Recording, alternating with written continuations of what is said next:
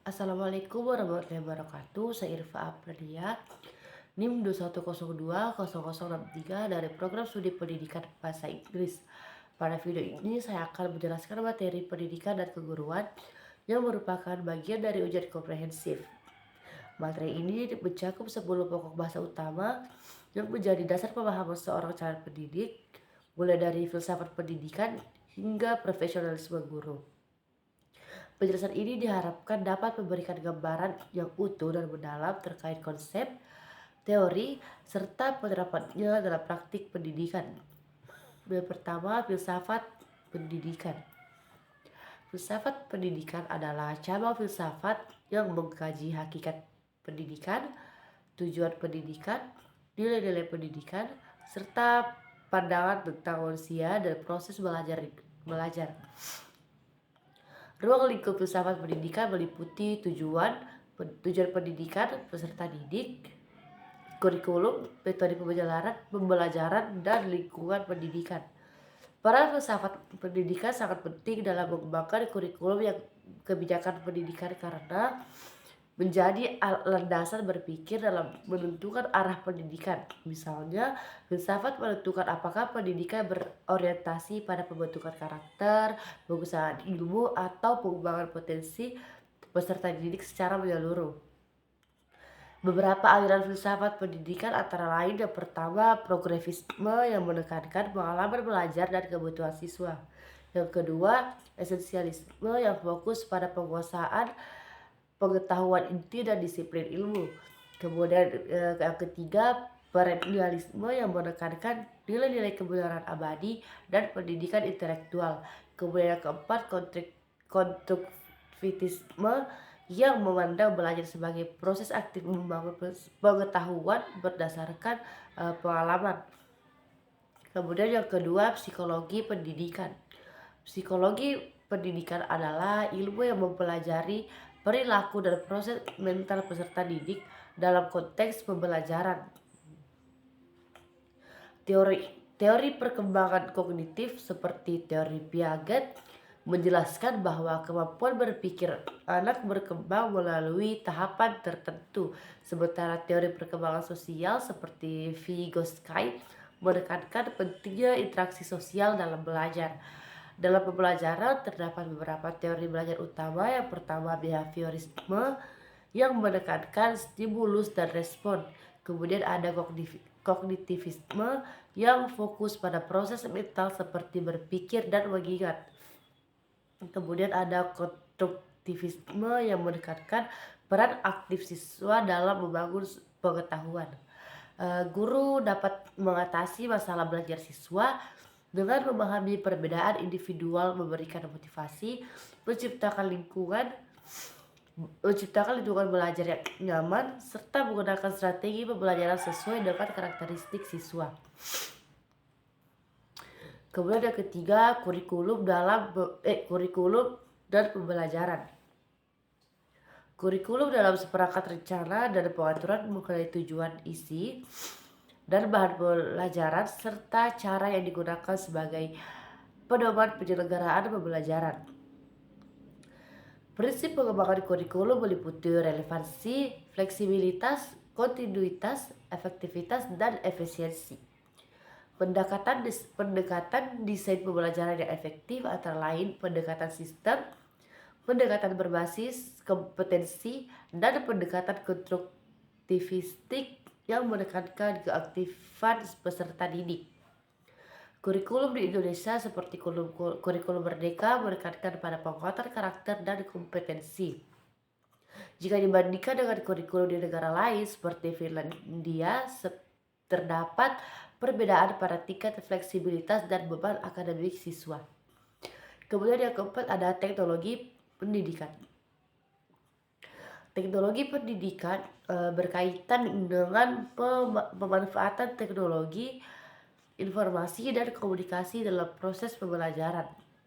Contohnya adalah penggunaan e-learning, media digital, aplikasi pembelajaran, dan learning management system.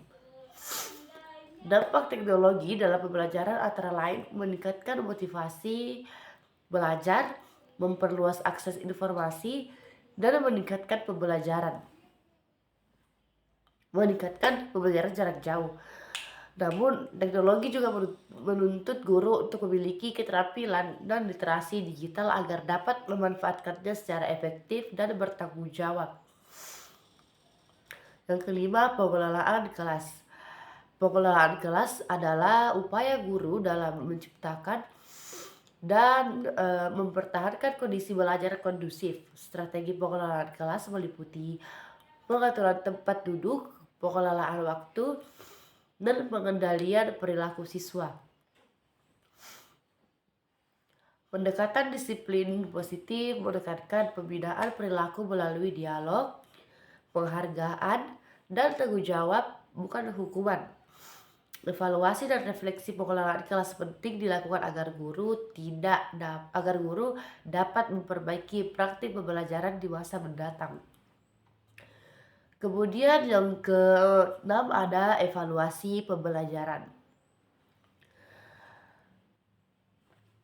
Evaluasi pembelajaran adalah proses pengumpulan dan analisis data untuk mengetahui pencapaian tujuan pembelajaran. Jenis evaluasi meliputi evaluasi formatif, sumatif, diagnostik, dan evaluasi penempatan. Alat evaluasi harus valid dan reliable agar hasilnya dapat dipercaya.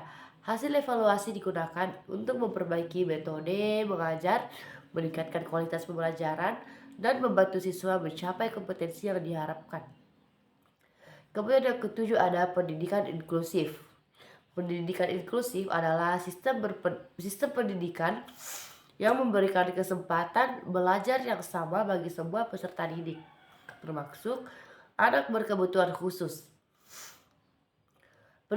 Prinsip utamanya adalah keadilan, kesetaraan, dan penghargaan terhadap perbedaan. Guru berperan penting dalam pendidikan inklusif dengan menyesuaikan metode pembelajaran, menciptakan lingkungan yang ramah, dan bekerja sama dengan orang tua serta tenaga pendukung. Kemudian yang kedelapan ada pendidikan karakter. Pendidikan karakter adalah upaya menanamkan nilai-nilai moral seperti kejujuran, tanggung jawab, disiplin, dan kerjasama. Pendidikan karakter penting untuk membentuk pribadi peserta didik yang berakhlak mulia dan berintegritas. Implementasi pendidikan karakter dapat dilakukan melalui pembiasaan, keteladanan guru, serta integrasi nilai karakter dalam setiap pembelajaran. Evaluasi pendidikan karakter menghadapi tantangan karena berkaitan dengan sikap dan perilaku. Kemudian yang kesembilan ada kebijakan pendidikan. Kebijakan pendidikan adalah keputusan strategis pemerintah dalam mengatur sistem pendidikan. Contohnya adalah kebijakan kurikulum nasional dan sistem evaluasi pendidikan.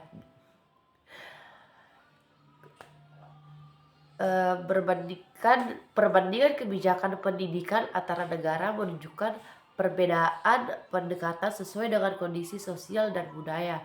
Guru memiliki peran penting dalam memberikan masukan dan berpartisipasi aktif dalam mengembangkan kebijakan pendidikan. Kemudian yang ke-10 ada profesionalisme guru. Profesionalisme guru ditandai dengan penguasaan kompetensi pedagogik, profesional, sosial, dan kepribadian. Guru dituntut untuk terus mengembangkan diri melalui pelatihan dan pendidikan berkelanjutan. Etika profesi guru mengatur sikap dan perilaku guru dalam menjalankan tugasnya di masyarakat. Di era global, profesi guru menghadapi tantangan perkembangan teknologi dan tuntutan kompetensi, namun juga memiliki peluang besar untuk berinovasi. Demikian penjelasan materi pendidikan dan keguruan dari saya. Kurang lebihnya mohon dimaafkan. Wabillahi taufiq wal hidayah. Wassalamualaikum warahmatullahi wabarakatuh.